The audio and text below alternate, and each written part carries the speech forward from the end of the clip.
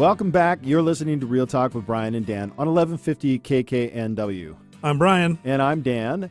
If you're watching on YouTube, please subscribe to our channel. We'd love to make sure you're following us and provide you with great content. Our first guest today is Jina Hustler-Constantin of Brandscape. Gina is a Seattle native who's been a brand strategist for over 15 years. She served as creative director for corporations like Macy's, consulted for hundreds of other highly visible brands around the world, and successfully run the creative department of 3 advertising agencies. Since 2016, she's been the president and principal creative of her own branding agency, Brandscape, where Gina and her talented staff work to develop effective brands for large corporations, small business, and nonprofits.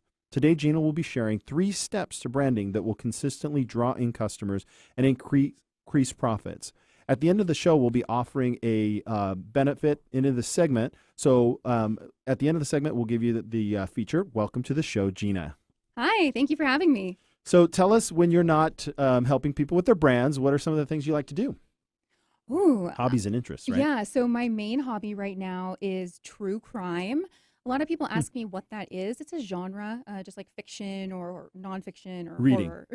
Well, I listen to true crime podcasts, and I love true crime shows like Dateline. So I spend most of my time when I'm not designing or building brands, indulging in my true crime obsession. I'm also just so obsessed with my dog, who is a Boston bully, and I really love cars. Okay. So I love driving and cars, and that's kind of the amount of time I have. Oh, I love cooking too. Cooking. Really love cooking.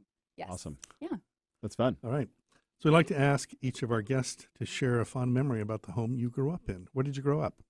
I grew up in Edmonds, so just up the road here. And a fond memory about my childhood would definitely include my sister, who is a genius, and she's really probably the most amazing woman I've ever met and have the privilege to know. And her name is Jina Hustler. And I think probably when we were young lasses, our dad was responsible for getting us up and going in the morning. I'm talking like going to preschool when I was maybe 4 and she was 5 or something. And Julia always knew everything before I did because she's a year and a half older. And so she would always straighten out my socks and tie my shoes and make sure my pants were on right. And soon enough, maybe a little bit later, I learned those things. I didn't need her for that anymore, but I needed her for other things. And so that's kind of some of the fun things I think about in the house I grew up in Edmonds with my sister. Awesome. Awesome.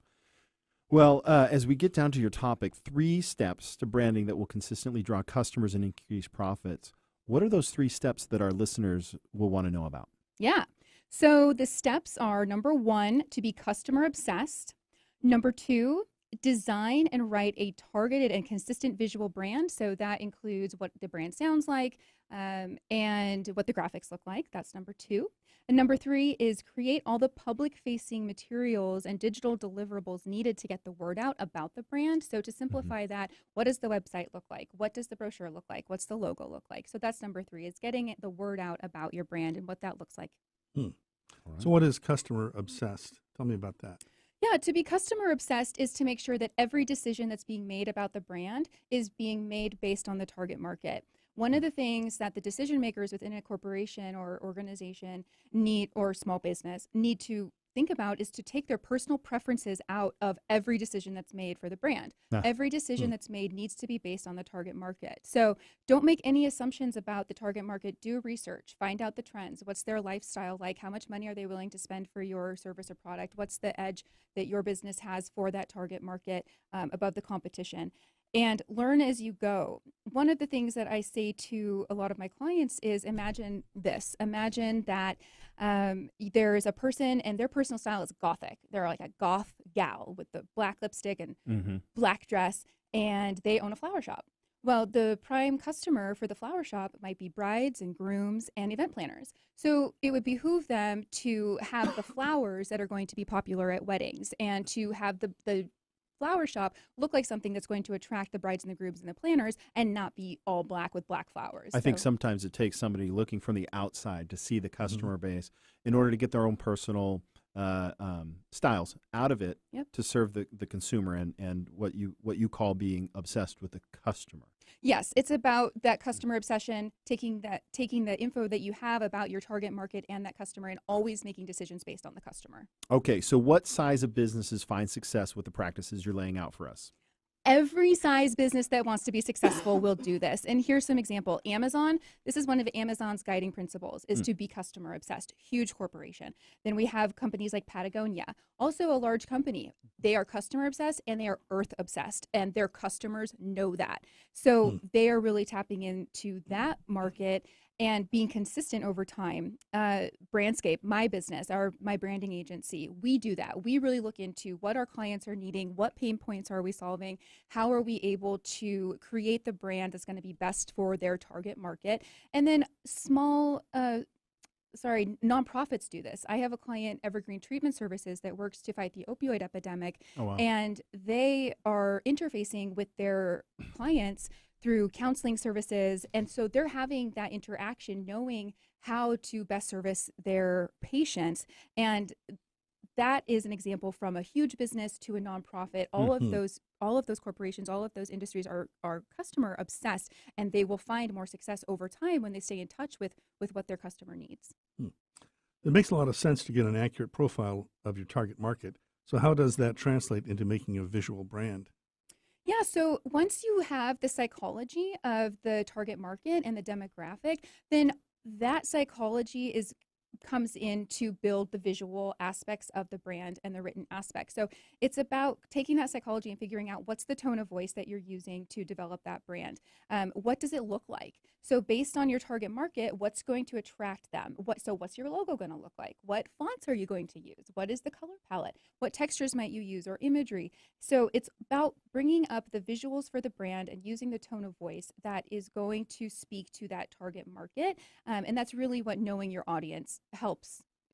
Definitely need to know your audience before you get those brand toolkit items together. Yeah, it sounds very overwhelming, right? As a business owner, no, I mean, that's why we hire professionals, right, to help us with that. Right. We have businesses that are listening to this podcast, listening to the radio show, and they're trying to, figure out just how to, do business, right?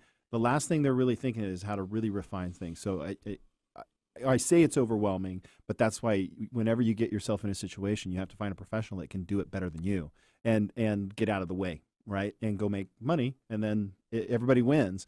So how do most business owners do marketing and design? What do they do wrong? Yeah, so you made a good point just now when you were talking about a business owner spending their time on the thing that they do best and not so much the marketing or design. Mm-hmm. And one of the things that goes wrong when they try to do it themselves is that they lose consistency. If I can recommend one thing right now, is to be consistent with your brand. Basically, come up with your brand standards and do those things over and over and over again. Don't think like, oh, I just did this, I shouldn't do it anymore. No, you should definitely do that forever. You can tweak the brand and you can decide this isn't working. Like we did a test case and this isn't working. So you tweak it, but then you move forward with the change. Don't go back to the old thing that's going to confuse the market with your logos. Have variations of the logo, black logo, white logo, colored logo, but make sure it's the same logo. So always be consistent. And when too many hands get in that brand pot is when it gets muddied up and it can go bad real fast. Yeah, definitely. So what's one recommendation you have for every business owner or person responsible for marketing, advertising, or design? Great question. Do not make the customer work to find your information. If a customer has to work to find the information about your goods and services, they will go somewhere else. And so we think about this through a user experience lens. User experience is a term that's usually attributed to interactive products like software and apps and websites, but user experience needs to be evaluated for every kind of interaction that your target customer is going to have with whatever piece of marketing or advertising. So how is a customer going to be working through a brochure? How many clicks do they have to go through on your website to get to the meat of the information? In the app that they're on, how many screens they have to go to actually get to log in or actually get some substance. So do not make your customers work. And one thing that I would say is so important is every single business owner and organization needs to have a responsive website. Only 17% of all websites are ever viewed on a laptop or desktop computer. So if you are not set up for mobile, you're losing so many of your customers because nobody wants to pinch and squeeze to see website content. Right. So, Well, and the truth of that is Google will downrank your website. it's true. So if you don't have a mobile responsive website, you're not showing up against your competition. So Yeah. we're running short on time, so I'm going to jump to this question. Brandscape's revolutionizing the industry as being an affordable one-stop branding for marketing and visual. how's this going to increase profits for a business? What's the value of this investment? Yeah, so there's a couple different ways to think about that. Is what is the value of customer loyalty, brand recognition, and then brand trust? Those people that are going to be loyal to a business over time are going to recommend the business. They're going to keep coming back. So that is really a great thing to think about, is what is the price of brand recognition and brand loyalty? Also, you can just break it down to numbers. So if Brandscape is going to create a $2,000 website, let's say, how many sales do you have to make to get that $2,000 back? Most of my clients, it's 2 to 4 sales. Yeah. So thinking in those terms, it's really important to be consistent, be branded. Brandscape is a one-stop shop to do this effectively. Awesome. Thank you so much for coming in. I think the takeaway here is it's always good to have good advisors around Right. you. And if you're looking to grow your business, there's a lot of different things you can do. But if you're not doing it with a united front, then you need to call Jina with Brandscape. And she right now, if you book in the next 30 days, one of her packages, it's 10% off. You just mentioned the radio show and call Jina. Jina, how do our listeners get a hold of you? Yeah, they can call me on the phone at my new phone number, which I'm finding at this very moment, which is 425-298-7402. Or please go to the website brandscapeus.com. There's tons of work on there. Awesome. Thank you for joining us today. Thank you, Gina. You're Appreciate welcome. it. All right, folks, after the break, we're going to have Chris Morrison after the break, we're going to have Chris Morrison with Quantum Electric in the studio. We'll be going over shockingly good service to light up your world. Join us after the break. We'll be right back.